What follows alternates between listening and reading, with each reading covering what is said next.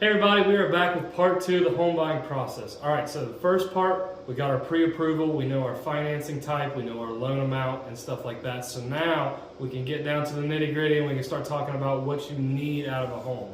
What you need could be 3 bedrooms, 2 bath, a garage, and then we need to know the location. You know, what locations are you trying to be in, and then what kind of time constraints are we on? Are you needing to move out of a house at a certain date and be in another house by that date? We need to figure all that stuff out and put it together. So now we're going to start looking for houses, and you guys yourself are going to be looking on, like, let's say Realtor and Zillow and stuff like that. So a little side note I want to give you is, if you see it come up as pending or contingent, they basically mean the same thing. It means that they're under contract right now. Someone is in the process of purchasing that home. So just a little side note for you when you start looking on your own. Now the fun begins. We get to start going out. We get to start seeing houses, looking at them. That's when you get to find out, you know, what you really like and what you don't like when it comes to a certain style and stuff like that. But the goal is you can see as many houses as you want, as much as you need in order to find the right house. So now what do we do when we found the right house? What we're going to do is submit an offer. There's a little bit of paperwork that goes along with that, such as state required forms. There's going to be an agency disclosure statement, a residential purchase contract. You're going to have to sign like the property disclosures, and if the house is old enough, you're going to have to do a lead-based paint disclosure as well. I'm going to make a separate video, kind of how, you know, those go along the lines of filling them out, but let's just say that you already know. We're going to fill them out. We're going to submit our offer. We usually give them a time for that offer to expire. So let's say if they don't answer by 11 o'clock tomorrow, the offer is expired and we're on to the next house. But let's say the first time around, offer gets accepted, we're officially in contract. Now we're into the inspection period. What's going to happen now is you guys are going to go out, you're going to find a home inspector. We're going to send them to the house.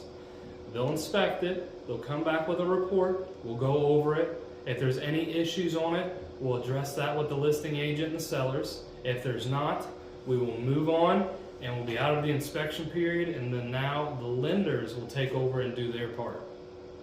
So now this is the lender's part. What they're going to do now the inspection period is over with, they're going to order the appraisal for the home. And while we're waiting for that, they're also going to be getting any documentation that they need from you from that point. Depending on your area, the appraisal may come back in 2 weeks, it may come back 3 weeks, or just a few days. It all depends on the area and how much they're needed at that time.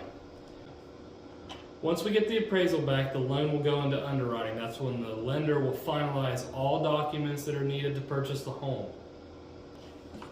Once they approve that in underwriting, we get our clear to close, and what we'll do from there is usually 2 days before closing, we're going to do our final walkthrough. That's where we go back to the property, we verify that everything is still in the same shape that we saw it the first time. And once we're done with that and you guys are happy with how everything is, 2 days later we're going to be at the closing table. Now it's closing day. All that patience, all that hard work is finally going to pay off, and we're going to get the keys to our new home. Now, closing is going to take about 30 to 45 minutes. You're going to sign your name a whole bunch of times, but after that, keys are in hand, you get to move into your new home. That is a typical buying process. Is it always the same? No. Is it going to be different sometimes? Yeah, it depends on, you know, the market, how busy the area is and stuff like that. But that's just an average home buying process. I hope this helps all the first time home buyers out there. But if you have any questions for me, ask. If you want to see future videos like this, let me know. But if you could just like, follow, it'd be great.